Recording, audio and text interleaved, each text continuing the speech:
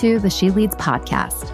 I'm your host, Adrienne Garland, CEO and founder of She Leads Media, a global media company dedicated to the advancement of women leaders and entrepreneurs worldwide.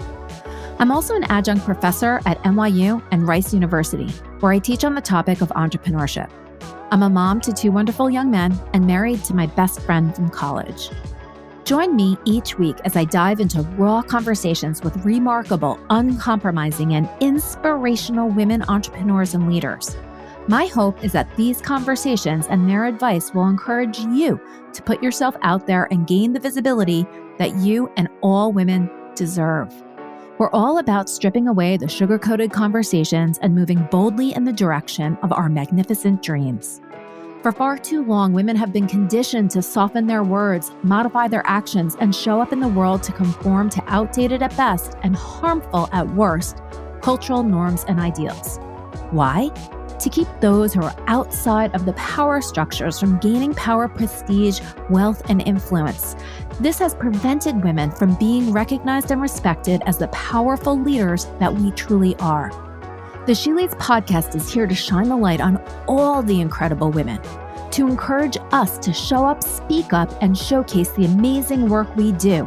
Speak with confidence about the innovative and transformational thoughts that we have, and celebrate the positive impact that we are making in this world, both personally and professionally. So let's do this. Let's lead.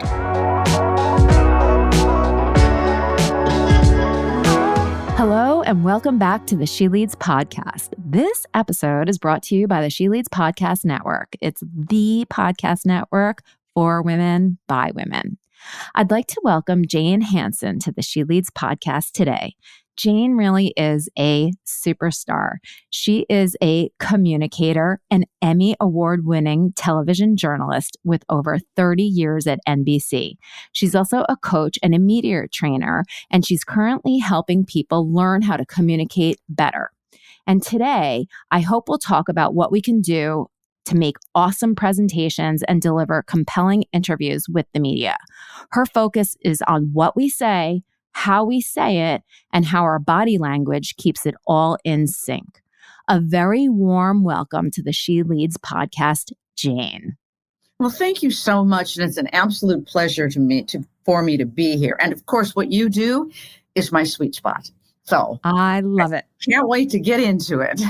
Oh my gosh. I was thinking before you came on, I was like, oh my gosh, how am I ever going to hold a candle to you? You have been a broadcast journalist for over 30 years. And, I'm a sort of a newbie podcaster with very, new interviewing skills. So maybe you'll turn the tables on me and just sort of, I'll ride the wave with you. But what I'm so excited about talking to you about is our audience, right? So we are all women entrepreneurs, and we're all looking for what we can do to gain visibility for our businesses. Because without people knowing about who we are and what we do, we're not going to get that edge in order to get people to purchase our services. And it's so important for women to start businesses and grow businesses because it's great for the economy and great for the world. So what can we do? Well, there's a lot, but I do believe that if you take a look at all of the statistics, most of the people who are becoming entrepreneurs these days are women, and they're women who have a vast array of experience. And sometimes they're women who may have had giant jobs in corporations, and they're just tired of corporate America. I mean, I talk to them all the time, but also it's somebody who's got a great idea. I write for Forbes Digital, and I focus primarily on women. And I just wrote a little story about a woman who's 25 years old and started a new brand of sneakers for pickleball. So I'm just telling you, there's so much opportunity out there that we really need to take a look at and think about how do we help each other? Because it never used to be about women helping women. And now we have no idea what we've got at our fingertips. So my very first suggestion is take that community that you are surrounded by and use that community. And what I mean, and when I say use, I don't mean use them in a bad way. I mean, use them in a way that gets them to tell your story, And when they tell your story, then it's like a flower blooming. So don't be afraid to say, hey, I'm trying something new. I've got this great idea. I've started this business. Help me get the word out. And you will have an entire community of people behind you. That's one great way to do it. So don't lose sight of what you've already got in your hand. Yeah, I love that. And I think it's so important because women do this really well, right? When you come across something that you really love, you can't help but tell your friends and family about it, right? You get so passionate about it when you find something like you have to get this, right? Like you tell everybody about it. And I think that we have been so conditioned from when we're young to think that, someone else sort of has the power. We have to realize that we've got the power within ourselves. And like you said, there's so much opportunity out there. So bring those two things together and then we can be unstoppable. But we just haven't sort of learned how to do it. It's not our comfort zone yet. Well, that's true. But the one thing I think you're kind of referring to is imposter syndrome, which is a big word, a big heavy duty word out there. And what it basically means is that we at times feel like, oh, we're not good enough, or I'm not the expert, or I'm not this, or I'm not that. And that frequently will stop women in particular from even trying. And then it will stop them from saying, oh, I don't deserve this, or so many other things. But I am here to tell you that the imposter syndrome is a bunch of baloney. Yeah. We all come out of the womb equally. And yes, we grow up in different families and we grow up in different places. But look, I grew up in a teeny tiny town in rural Minnesota on the southwestern border of the state, in a town of 2,500 people that didn't even have a stoplight. Wow. And fast forward 25, 30 years, and my face and a show I'm doing is at the center of Times Square, and my picture is all over the billboards. And my family would say, how did that happen? And I say, I don't know, but I just believed that it could. Yeah. And I think believing in yourself and being your own personal self-advocate is the most important thing that we can do. Yeah. So you got to start there. If you don't believe in what you're doing, then how do you expect anybody else to? Because they're not going to. Yeah. How did you get to be on NBC? How did that happen? So yes, you came from this small town and then you went to the big city, right? It is like the dream. It's what movies are made of. So how did you make that jump? Well, I have a degree in broadcast journalism, so I was trained to be on television. And the true funny story about it is that my very first job was in Sioux Falls, South Dakota. My second job was in Cedar Rapids, Iowa, both very small markets. And the traditional path back then, not today, but back then, was for a broadcaster to move up the ranks from a small station, then to a not so small station, then to a medium station, then, so it would take probably 5 or 6 steps to get to a place like New York, maybe more. Mm-hmm. But a talent scout saw a video of me and gave it to a television news director in New York, and it happened to be at CBS. So they called me up, they brought me in for an interview, and it was very clear that I was way too green and wasn't prepared for the anchor job they had to offer. So I went back home and I told everybody in the Midwest, all my broadcast friends, that I was going to move to New York, and it was going to be my next stop. And they're all laughing at me like, yeah, sure. I love this. Yeah. So about a month later, I get a phone call from another man, news director at WNBC TV in New York, which, by the way, is at 30 Rock. We all know 30 Rock, right? And he calls and I answer the phone and he introduces himself. And I said, oh, yeah, right. Sure you are. Because I was positive it was some friend of mine making a joke. And I hung up on him. Call back again. I hung up again.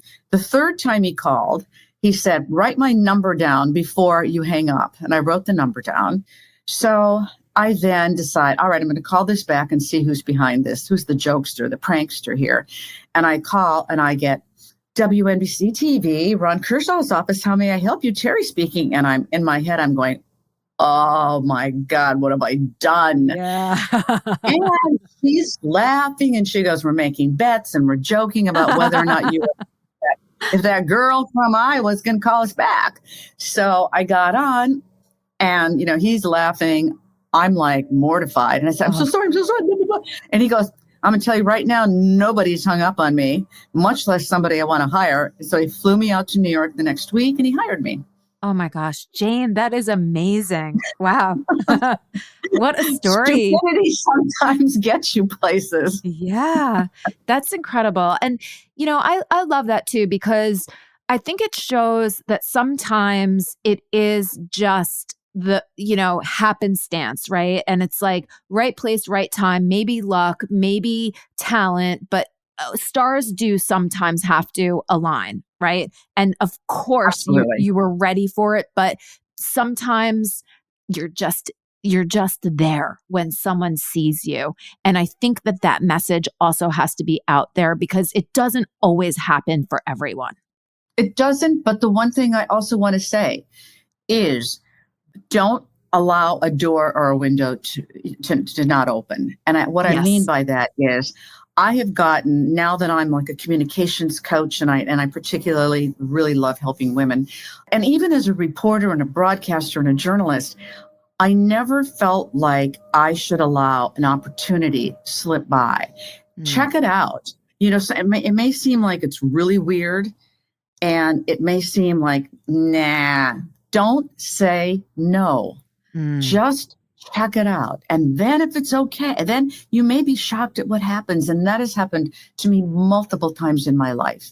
Yeah. And I think that's really, really, really important to do. Don't put a bias in your head that, oh no, I don't think I can do that.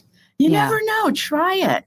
Yeah. I've had so many wonderful gigs happen to me because somebody said, oh, I just want to talk to you about this. Here's an idea. And also by that same token, don't let your own ideas go unheard. If you have an idea, express it. See if you can make it work. What's the worst thing that can happen? Yeah. It doesn't. So what? You move on, you learn. Yeah. I love that because I think what happens is you get that gut feeling and it's exciting, right? And then your mind kicks in because it wants to sort of keep you safe, right? Keep you in with the tribe. Don't go out. Don't move from your small town to New York City, right? Like that's scary. Yeah.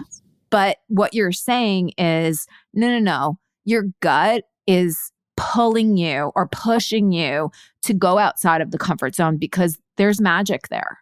And that you wouldn't get that gut feeling unless you were meant to try. Yep.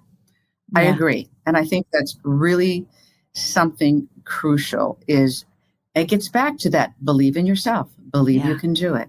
Yeah. And there are so many incredible examples of people who have done exactly that.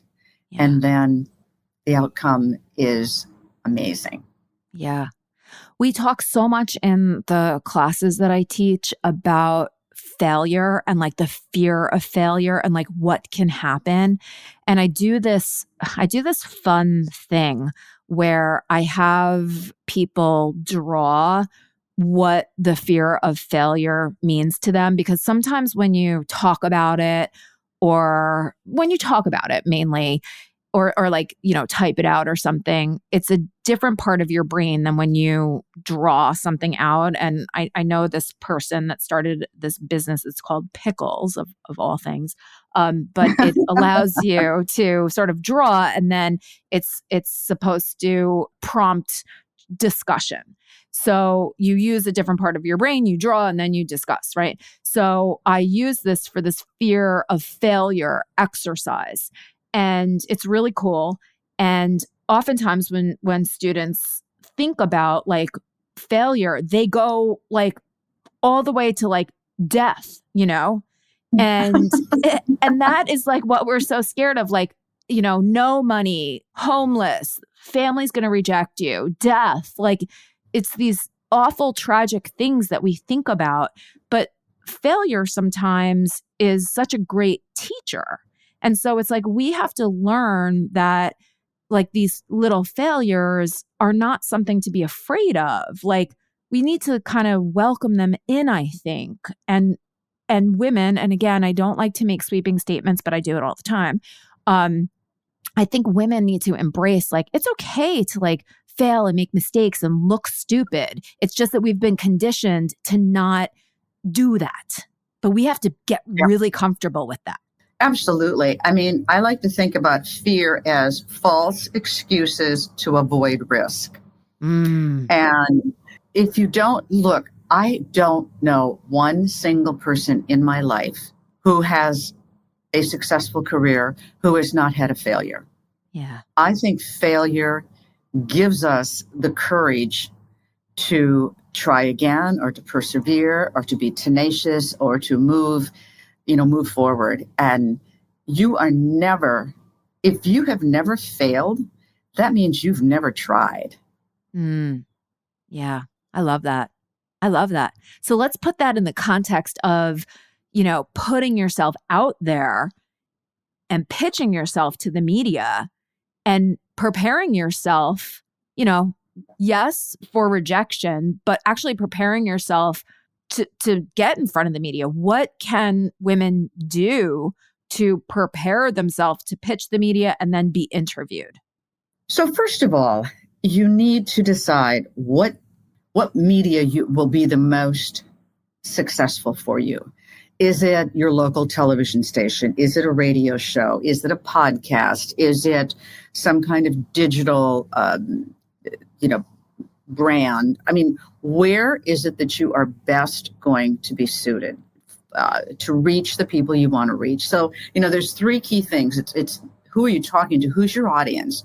And your audience is not that media platform. Your audience is who's ever listening, watching, hearing, reading. So first, who is your audience? And let's say you have a product that is very much aimed towards a certain age group of people. Well, if it's aimed towards Gen Zers, you're not going to want to be on the CBS Nightly News because that ain't being watched by Gen Zers. Right. So you got to figure out, who am I trying to reach? Okay. Then secondly, you have to have your messages super, super clear and super interesting. So whatever you're selling, and we're all selling something, be it our services, be it a product, be it ourselves, whatever it is. So then we have to figure out, what is my really, really clear message? And I do mean clear, because I want you to think about the old television show Seinfeld.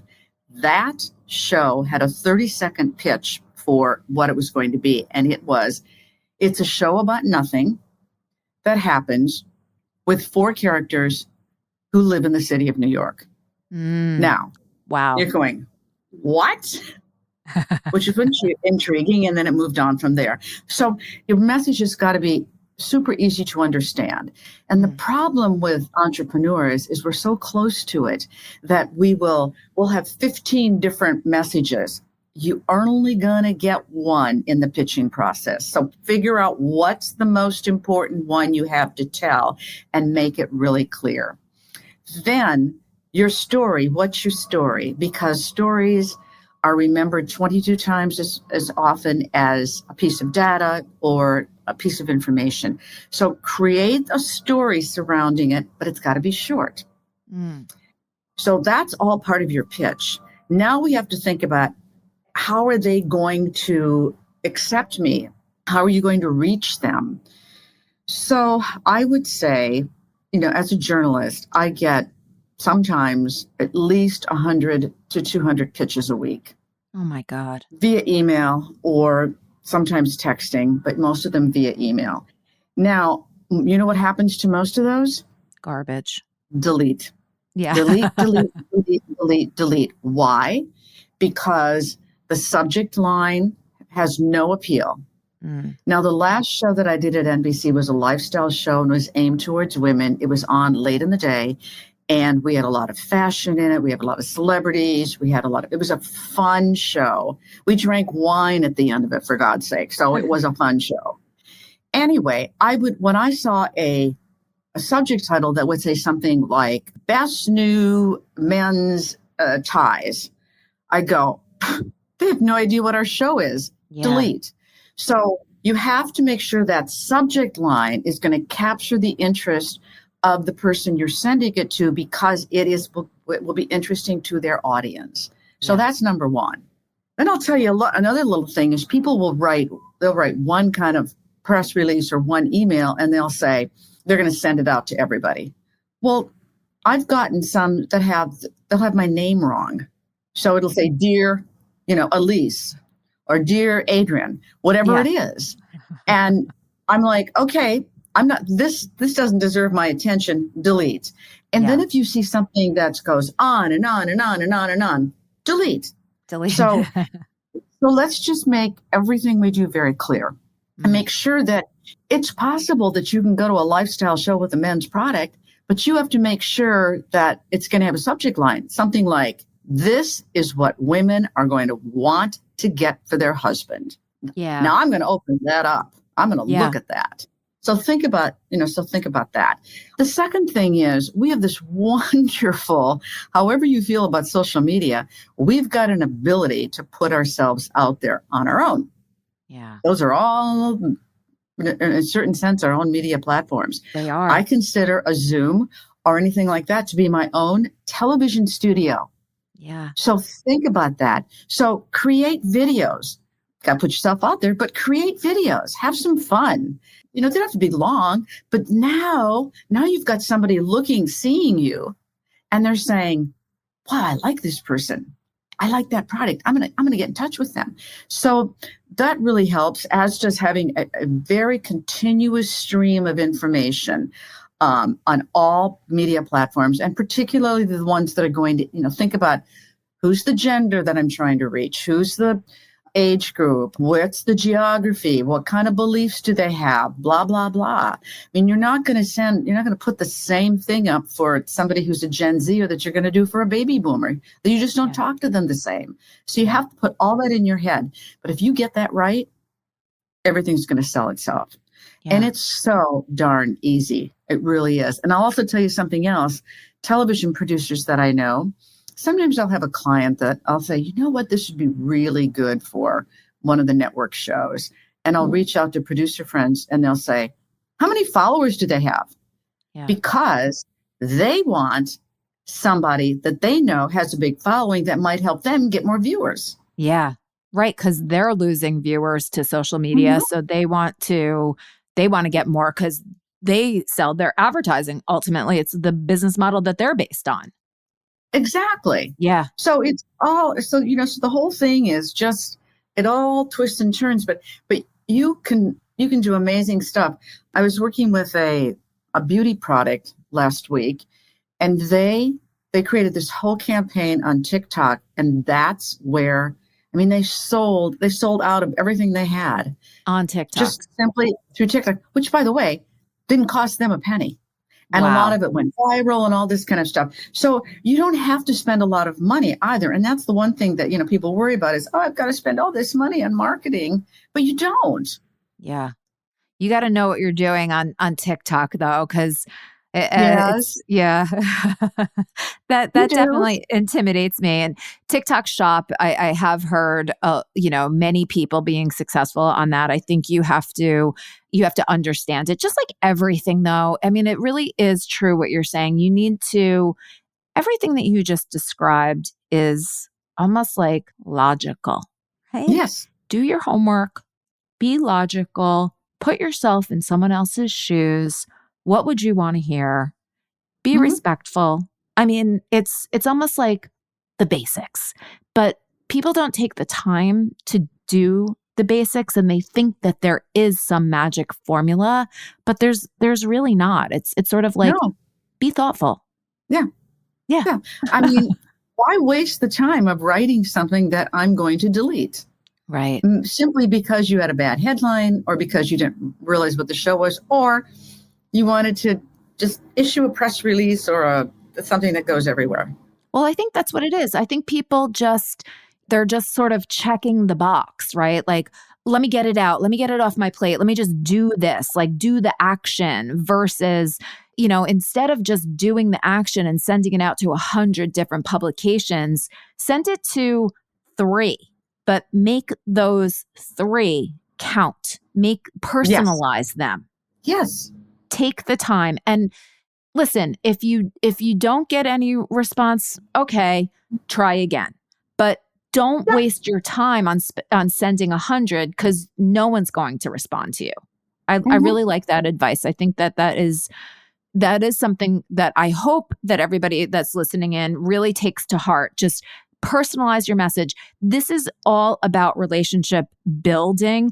And I used to actually work at PR Newswire in like 2006, and they had a whole media relations team, and the entire job of the media relations team was to build relationships with the media and get to know them so that when there was a company that came to PR Newswire that wanted to, get a story placed or, a person to get a quote, the media relations team could pick up the telephone and say, hey, I have this person that is launching this product or whatever.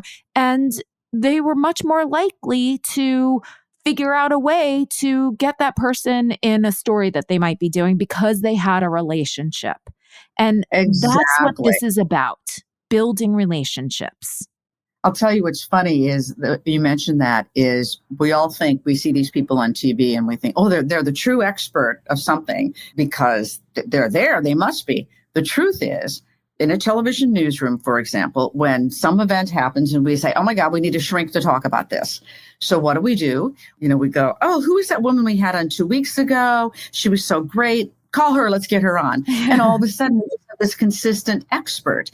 And it's not because they've got the finest credentials in the world. It's not because they are well known or they've written 1,000 books or people bow to them.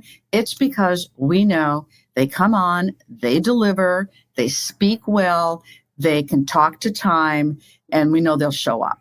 Yeah. So once you can get into that wheelhouse, people will call you back time and time and time and again, and they'll quote you all over the place, and it's so easy. But you just got to get your foot in the door. Yeah. Which is challenging for sure, but it's doable.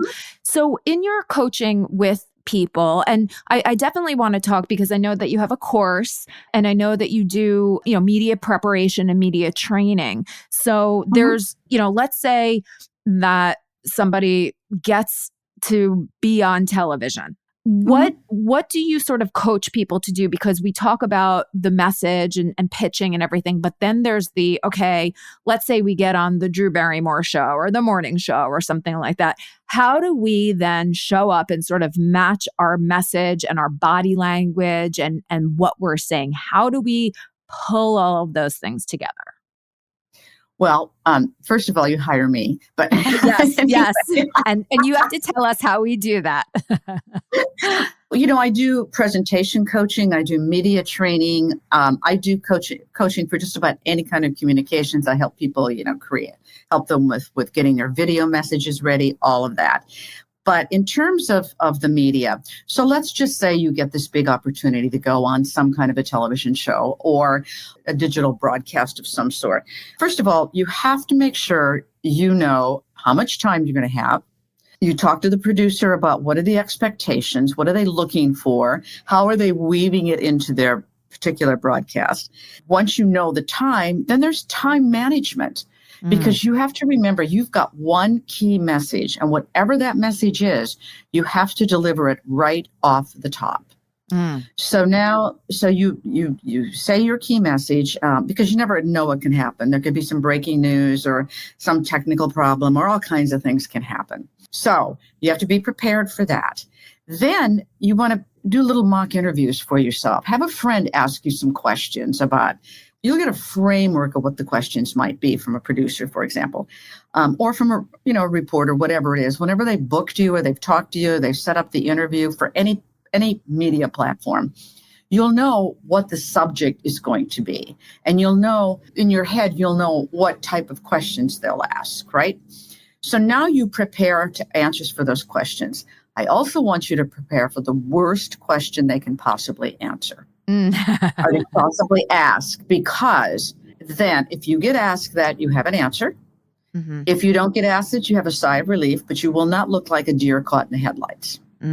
So, and trust me, people can do a lot of research and they might come back at you with something you're going to go, oh man, how'd they find that? So be prepared. Another thing is that whatever your subject matter is, if something big is in the news that day, you might get asked about it. Like, for example, let's just say that I'm just trying to think of something relating to like that big crash. The container ship. Yeah. Okay, so you got some products that you come in on container ships into Baltimore Harbor all the time.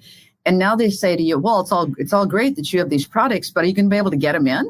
Yeah. So you got to be prepared. Look at the news and see what's out there at that moment if it's a live interview, because you're probably going to be asked about it. Yeah. So, right. And how do you redirect and make sure that you're talking about the things that matter, not your product, but the lives of the people, and that you're appropriate in all of it. Yeah. Don't get dragged down a rabbit hole, because that will eat up all the time. Yeah. So you can, something like that, you can say, was that not just the worst tragedy ever? And of course, we all feel awful for what happened and the people that died. And, we still don't know the answers to all of it, and it'll take some time, I'm sure. But yes, we do have container ships that go into Baltimore, but we also have them that go into Long Beach in California. And so all of that will be diverted in the moment. So I feel confident about people have an ability to get our product. Yeah. Speaking of that product, blah, blah, blah. So see, you're so good. That's 30 years of training. And that's why people need to hire you, Jane. Ironically, we call what I just did bridging. Bridging. Yeah. Very ironically and tragically. Yes. Yes. Bridging means acknowledge what you can for the question, then make a transition. So it's acknowledge, transition, back to your message. Yeah. So always redirect. Keep that in mind, because otherwise, I mean, I've had people that have walked out of a studio and they've said, I didn't get to say what I wanted to say. And my response is, but I led you down a garden path and you merrily followed along without ever getting back to what you came to talk about. Yeah. So, and you're in control. People can choreograph the interview. You really, truly can. Because remember, always think about, what can I say that's going to be more intriguing to the audience than where they want to go? Yeah. This is what politicians do masterfully. They always bring it back to their message. Yes. That's true. Yes. Now, I don't want everybody to be a politician, because you know what their ratings level is, but right. But they are masterful at sticking to their message and redirecting it back to their narrative. And there is something to learn from that, although we don't want to go that far. Exactly. Yes. Now, the other thing that I want to talk about, depending upon what it is you're doing, you want to make sure that you use your body language appropriately. Now, by that, I mean, so if it's a television interview, take a look and see how they dress, because people make judgments about us within 0.2 of a second of seeing us. That's usually before you've opened your mouth. So make sure that your apparel is appropriate for that particular show. For Drew Barrymore, you're probably going to wear something that's casual and kind of chic or kind of cool or kind of fun. But if you're going to be on CNN or on CNBC, a business show, you're going to want to look a lot more business-like. I mean, you need to think about it, about what it is. If you're doing an interview in the where it's not going to be, there's no video of any sort, etc., then you can get by with a lot, but still think about dressing appropriately. Then think about your posture, how you sit, what kind of chairs are you in? If it's a chair that swivels, God knows why they have swiveling chairs in some places, but they do. You tend to swivel. The trick there is cross your legs at the ankle, and the chair can't swivel. In a lot of places, they will provide makeup for you, but sometimes they won't. And be prepared. Always have some powder with you. Make yourself look your best, because the lights in a studio are harsh.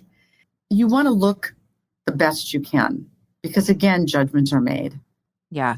Right, which is the reality of things. Like we don't want that to be the case, but it is. It is human nature, and we need to recognize these things and be prepared for it, which is Mhm. that's the message. And we need Yeah, to understand that. And if we want to get the visibility that is going to ultimately help our personal brand or our business, these are the things that we need to prepare ourselves for and to not be afraid of. When we right. prepare, it can reduce our fear and anxiety. And we need to do more of these things so that we can get out there and show other people that even though we're afraid, that we've done it. And so you can do it too. I'm gonna Exactly. try and get on television. I'm Good. pumped I up, like Jane. it. I think you should. And again, because you do so much of these conferences and you've got all these courses, all you have to do is it's really simple. Everybody's got a phone, right?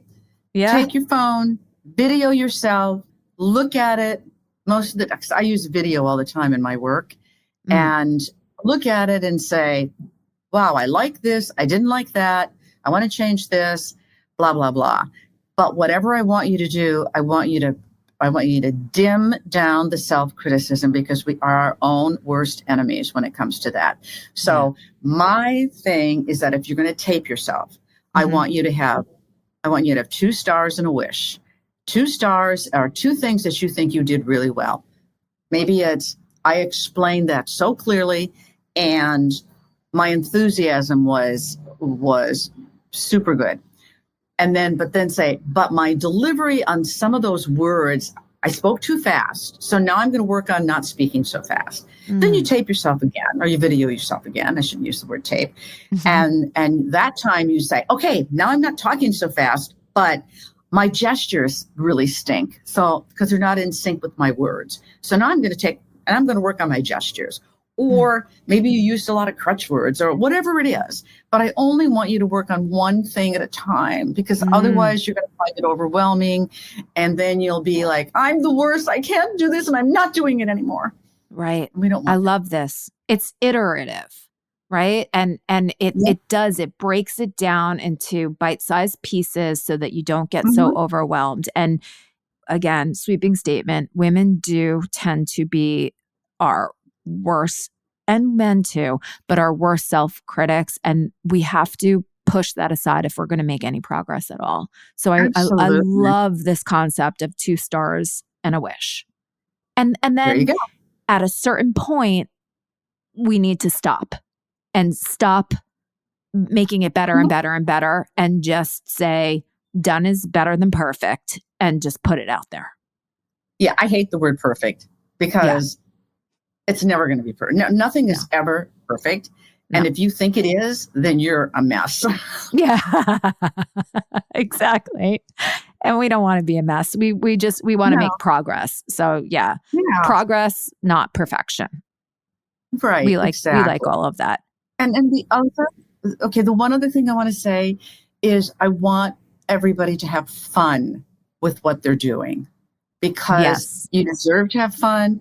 You want to allow your passion to show, because that passion is really what becomes intriguing to people. Yeah. So if you're not passionate about it, why should anybody else be? So true. It is so true. And listen, I say, it's like we go around this world one time. If you're not having fun, like, what is the point? And it's like, it's really not that serious, you know? I mean, come on. Mhm. Like, let's just have some fun. I totally agree with you. I have thoroughly enjoyed speaking with you today. I can't wait to learn more from you. I'm taking your course. I definitely want to. How can people get in touch with you, hire you, take your course, all the things? Well, it's very simple. My website is Jane Hanson, HANSON.com. My email is jane@janehanson.com. And the course you're referring to, which is just coming up now, we're just launching it, is all about body language. And it's through Gen Connect You. So it's GEN Connect You. And, we can link it to people certainly if you want. And they have 2 other courses there. One is about presentation training and one is about making videos. But this new one is super fun because it really gets into specifics. And it talks about doing things virtually versus in person, because a lot of us still do that. So it's fun. Wonderful. Well, thank you so much. You dropped so many golden nuggets today, and I know that our audience is going to be super grateful to you. Just thank you for taking your time and sharing your wisdom and all of the good things, Jane. Thank you so much. You're very welcome. And everybody have a great day. Yeah, and have fun. Have fun.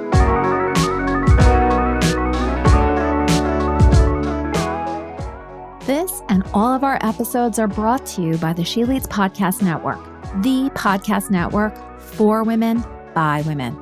Thanks so much for listening to the She Leads podcast. If you enjoyed this episode and you'd like to help support us, please share it with others, make a personalized post about what you took away on social media, and please leave us a rating and review on Apple Podcasts. This helps our guests and our show to continue to gain visibility and traction. To learn more about how She Leads Media helps women to gain visibility, you can follow us on Instagram at She Leads Media, or you can head on over to sheleadsmedia.com. If you'd like to network with me and other amazing women, don't forget to join us each year for the She Leads Live conference. Thanks again, and we'll see you soon.